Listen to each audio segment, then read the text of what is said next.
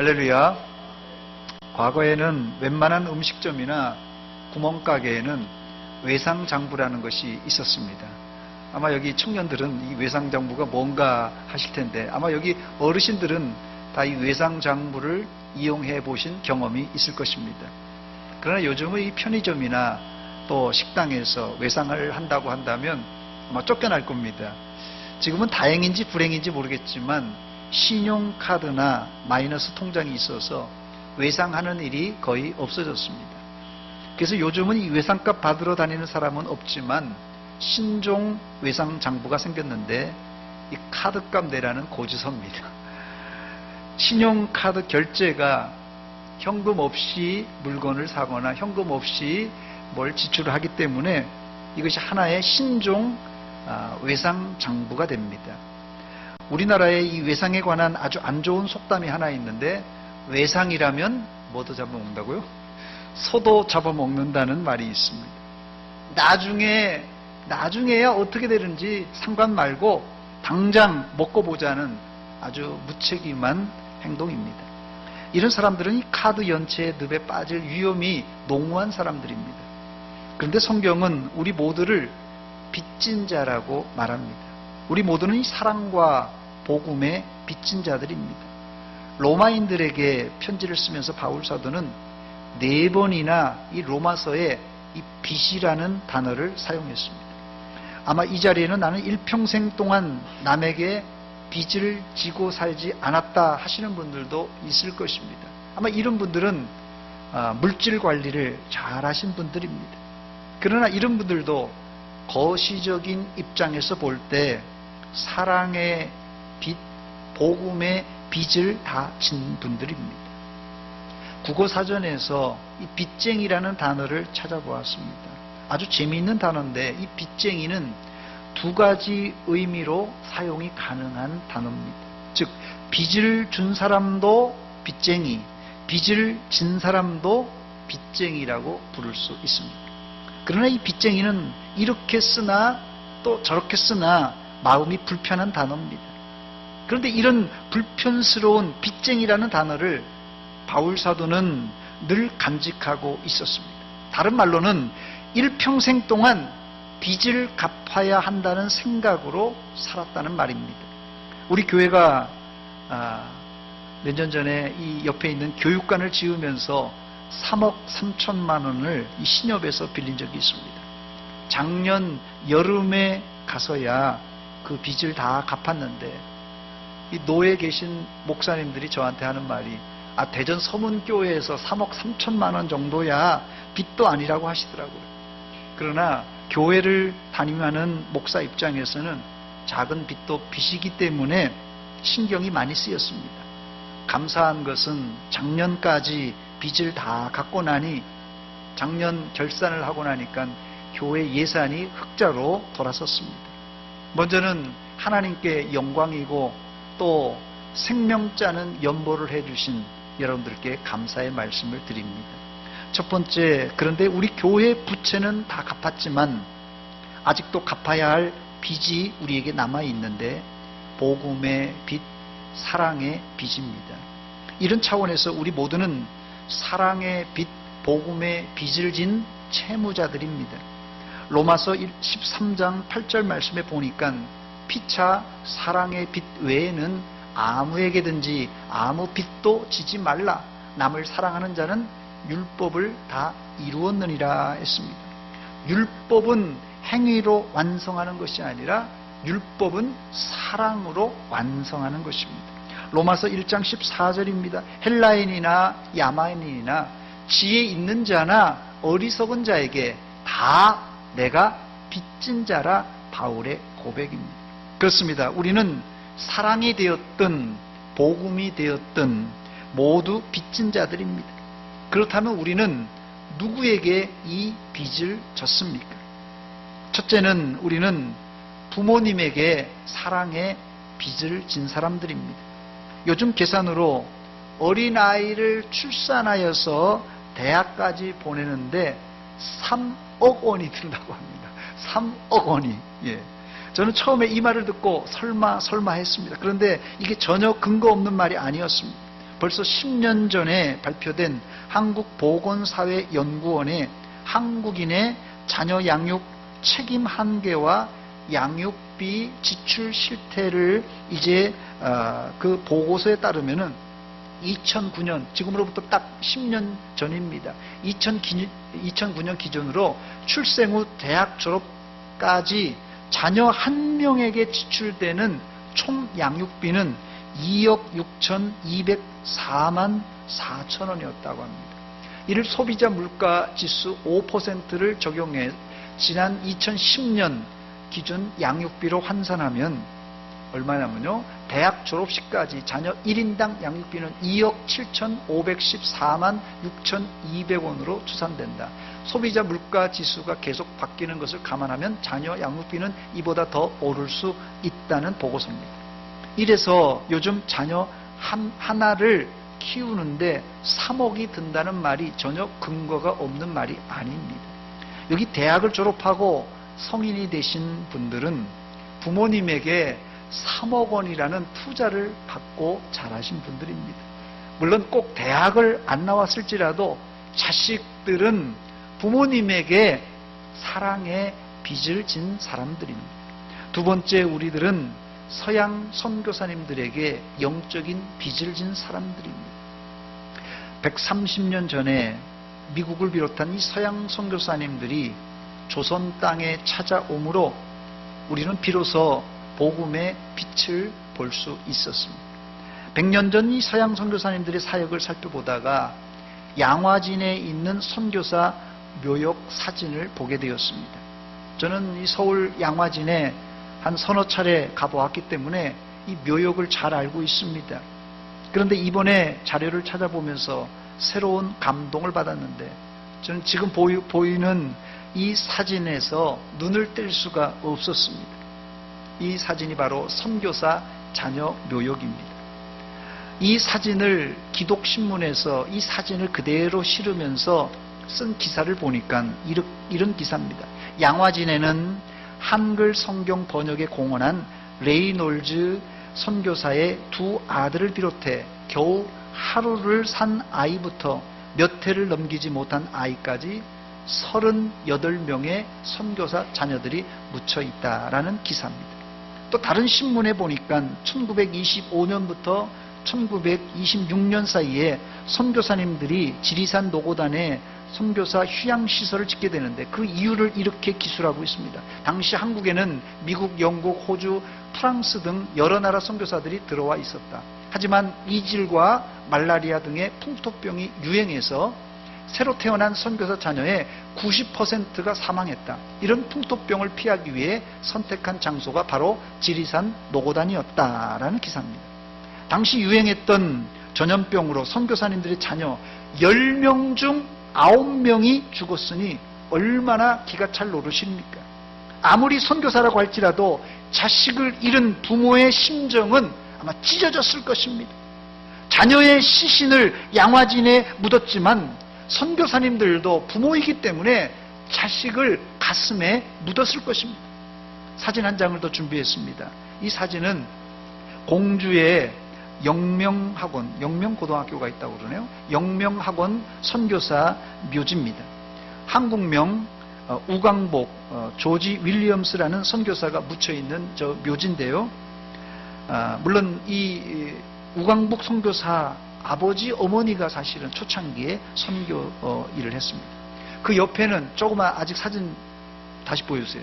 그 옆에는 아주 작은 분봉으로 우광복의 8살 여동생 올리브의 묘가 있고요. 또 그 옆에는 또 있는데요. 공주와 서울에서 23년간 복음을 전한 아멘트, 한국명으로 안명도 선교사의 아들 2살짜리 로저와 테일러 선교사의 딸 5살 에스더가 묻혀 있다고 합니다. 아무리 선교사지만 2살, 5살 난 아들, 딸을 잃고 머나먼 이 타국에 묻어 놓는 그 심정이 어땠을까요, 여러분? 그러므로 우리 믿는 자는 누구나 이런 선교사님들로부터 영적인 빚, 복음의 빚을 진 사람들입니다. 우리는 막연히 당시 미국은 잘 살았기 때문에 우리나라까지 와서 선교했을 것이라고 생각합니다. 물론 당시 미국은 우리보다 월등하게 잘 살았습니다. 그러나 우리가 생각하는 만큼 지금 보니까요, 100년이 지난 지금 보니까 우리가 생각하는 만큼 미국의 상황이 당시 넉넉하거나 평온한 상태가 아니었습니다. 언더우드 아펜젤러 선교사님이 인천 제물포항에 도착했던 때가 1885년 4월달입니다. 여러분, 이 1885년 이 4월은 미국에서 남북전쟁, 영어로는 이 아메리칸 시빌워라고 하는데요, 1861년에서 1865년 사이에 있었던 거의 4년 이상 지속됐던 전쟁인데요, 이 전쟁이 끝난 지 정확하게 20년 되었을 때예요. 이게 언더우드 아펜젤러 선교사가 우리나라 온 때입니다. 남북전쟁은 노예제를 지지하던 남군과 또 노예제를 폐지하던 이 북군과의 전쟁이었습니다. 다행히 링컨 대통령이 이끄는 북군이 승리를 거두어서 잘 끝났습니다만은 당시 사상자만 100만 명이 넘는 103만 명이 이 사상자가 발생했다고 합니다. 제가 무슨 말씀을 드리고 싶으냐면, 우리나라에 언더우드 아펜젤러 선교사들이 들어오던 1885년은 미국 역시 남북 전쟁이 끝난 지 채 20년도 안 되는 그런 상황이었기 때문에 아직도 전쟁의 상처가 아물지 않은 상태였고, 사회는 어수선한 그런 상황이었다는 것을 말씀드리는 것입니다. 이런 악조건이었지만 서양 선교사님들은 목숨을 걸고 태평양을 건너 우리에게 복음을 전하셨습니다. 이것이 우리가 서양 선교사님들에게 진 사랑의 빛, 복음의 빛입니다. 세 번째, 그러나 이런 빛과는 비교할 수 없는, 도저히 갚을 길 없는 빚이 있는데, 바로 우리 구주 예수 그리스도가 골고다 언덕에 올라가 세운 십자가의 빚입니다. 이 골고다 십자가 때문에 우리 모두가 구원받았습니다. 여러분, 예수님의 십자가를 당연하게 생각하지 마시기 바랍니다. 십자가는 하나님이 우리에게 주신 사랑입니다. 더 나아가서 사랑의 빚이에요. 갚아도 갚을 길 없는 사랑의 빚입니다. 이 자리에 어느 누구도 부모님과 서양 선교사님들과 그리고 예수 그리스도의 십자가의 사랑의 빚, 복음의 빚을 안 진 사람은 아무도 없습니다. 바울 사도도 청년 때까지만 해도 이 사실을 몰랐는데, 부활하신 예수님을 만나고부터는 사랑의 빚, 복음의 빚을 졌다고 고백하며 그 빚을 일평생 갚으려고 애썼고, 마지막에는 순교의 제물이 되었습니다. 우리가 바울 사도처럼 순교의 제물이 되지 못할지라도 이 빚을 알고 있어야 되고, 이 빚을 갚는 성도가 되어야 할 것입니다. 두 번째, 오늘 본문에서 바울 사도는 누구에게 사랑의 빚, 복음의 빚을 졌다고 말합니까? 바울 사도는 지금 로마서를 쓰고 있는데요, 로마에 살고 있는 사람들은 물론이거니와 온 세상 사람들에게 내가 복음의 빚, 사랑의 빚을 졌다고 고백하고 있습니다. 로마서 1장 14절입니다. 헬라인이나 야만인이나 지혜 있는 자나 어리석은 자에게 다 내가 빚진 자라 고백했어요. 이때까지만 해도 바울 사도는 로마를 단 한 번도 가본 적이 없었습니다. 그런데 어떻게 바울 사도는 한 번도 만나보지 못한 사람들에게 빚을 졌다고 이렇게 말하는 것입니까?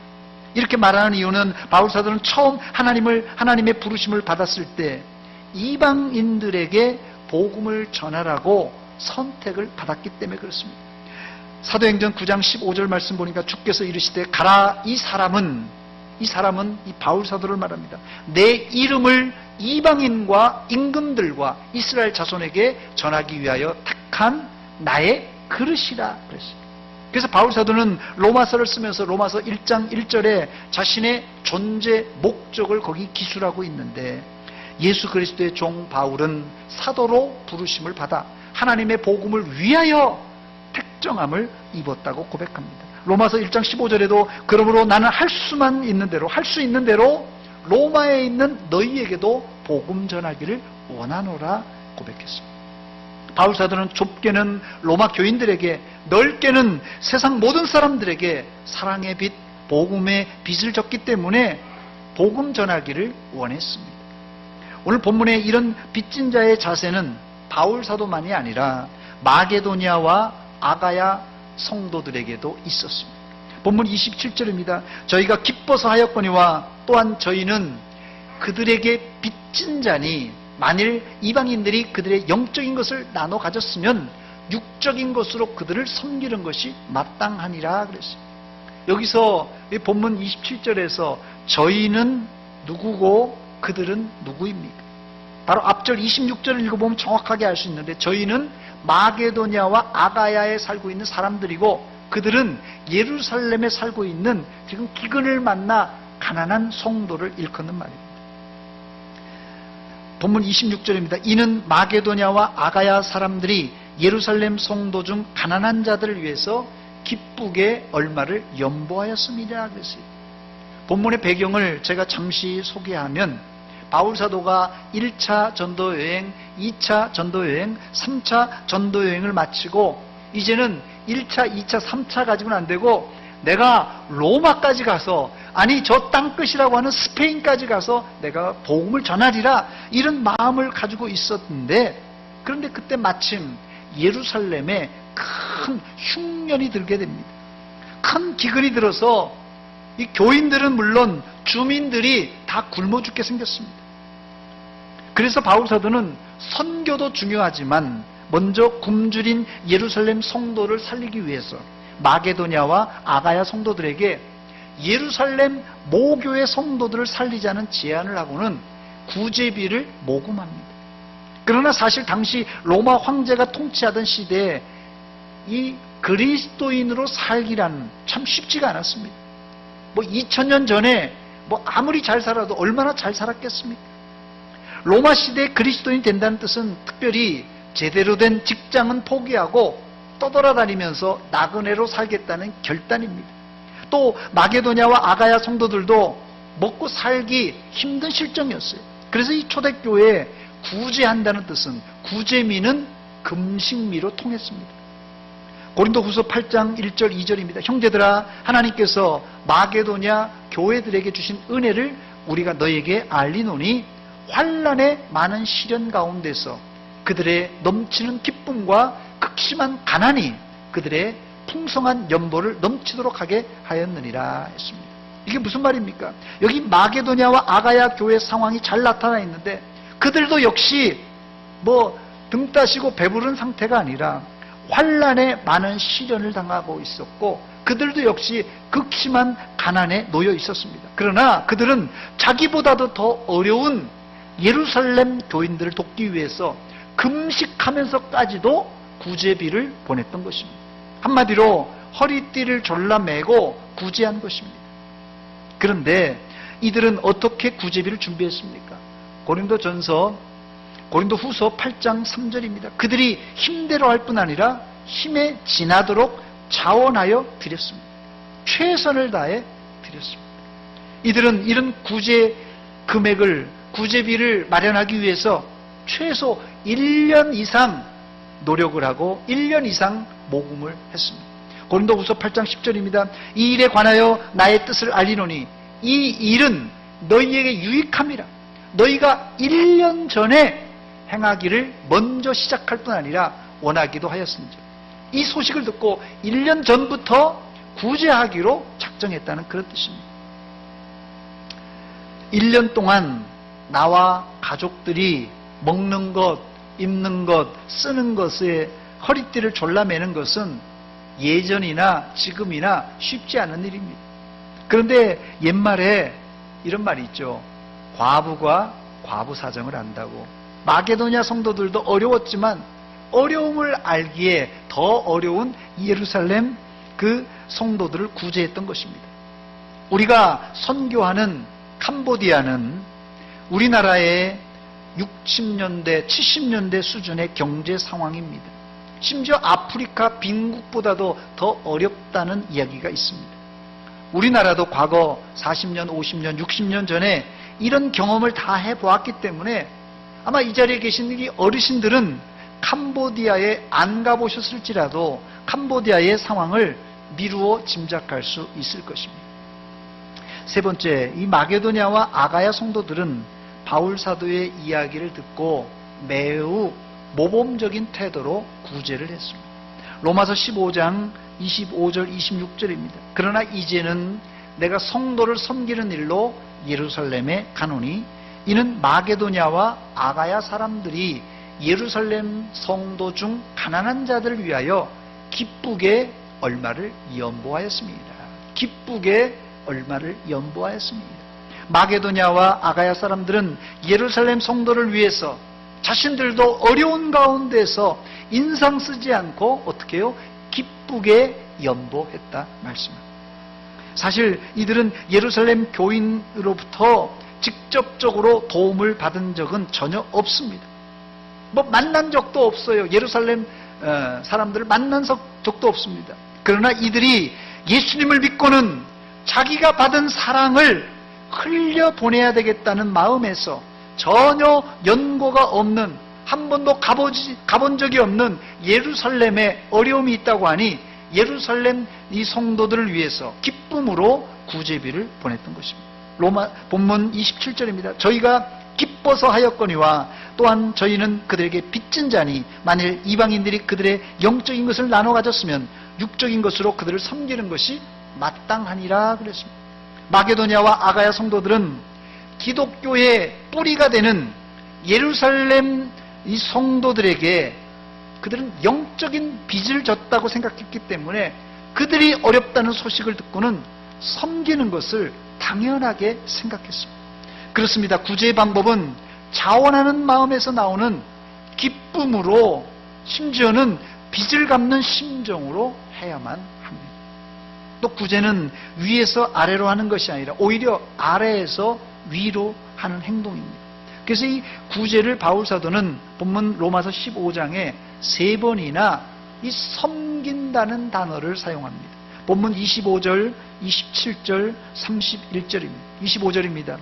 그러나 이제는 내가 성도를 섬기는 일로 예루살렘에 가노니, 이게 구제하러 간다는 거예요. 섬기는 일로 간다 그랬습니다. 27절에도 저희가 기뻐서 하였거니와 또한 저희는 그들에게 빚진 자니 만일 이방인들이 그들의 영적인 것을 나눠 가졌으면 육적인 것으로 그들을 섬기는 것이 마땅하니라 그랬습니다. 여기도 구제가 섬김이라는 거로 대치되고 있습니다. 31절도 마찬가지입니다. 나로 유대에서 순종하지 않은 자들로부터 건짐을 받게 하고 또 예루살렘에 대하여 내가 섬기는 일을, 구제하는 일을 성도들이 받을 만하게 하고 했습니다.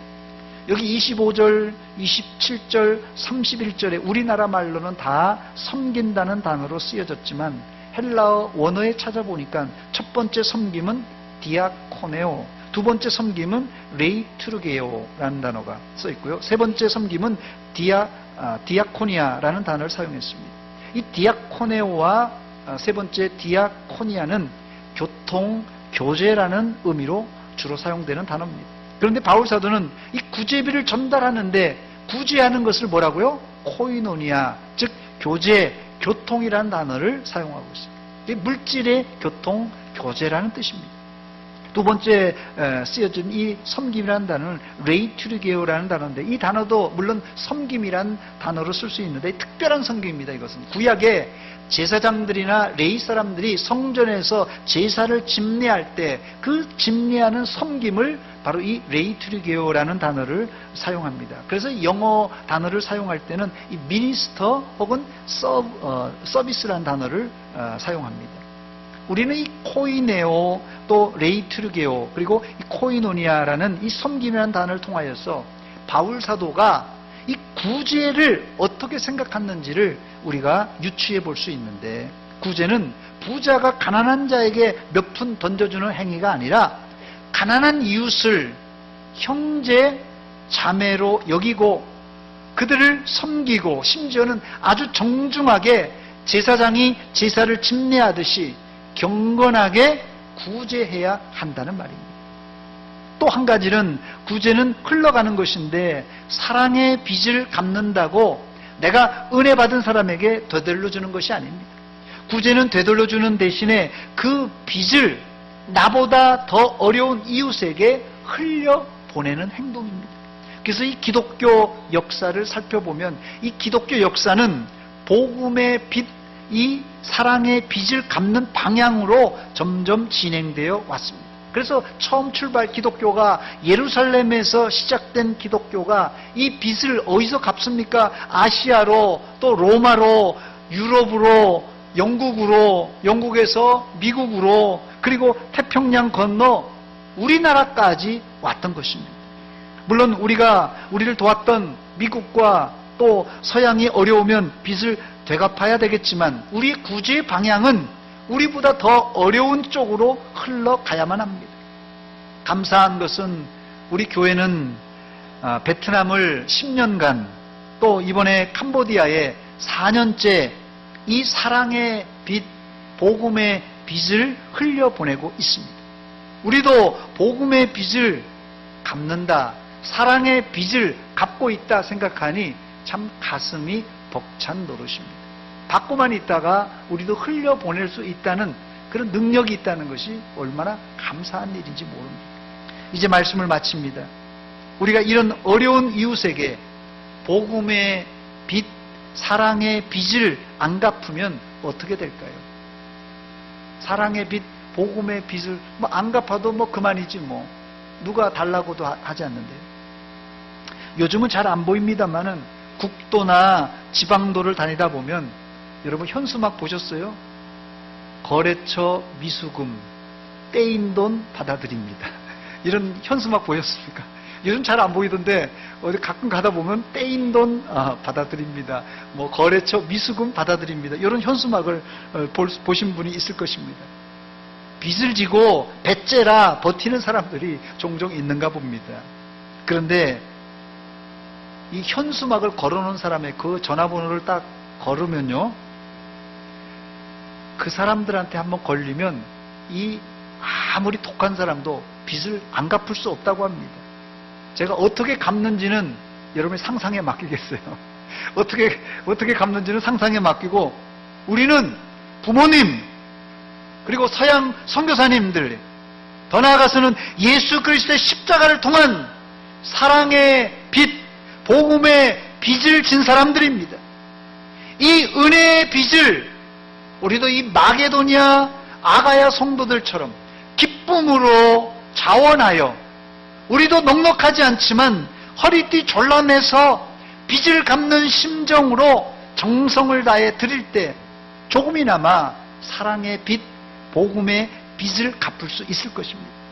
아무쪼록 여러분들의 정성이 담긴 섬김으로 복음이 왕성하게 전파되어서 하나님의 나라가 확장되는 역사가 일어나시길 주의 이름으로 축원합니다. 축원합니다. 같이 기도하겠습니다. 이 시간 기도할 때 하나님께서 우리에게 귀한 물질 주셨는데 우리 혼자 호의호식하고 잘 먹고 잘 살라고 주신 것이 아니라 이렇게 연약한 지체들, 형제 자매들을 섬기라고 주셨는데 우리만 독식하지 않았습니까?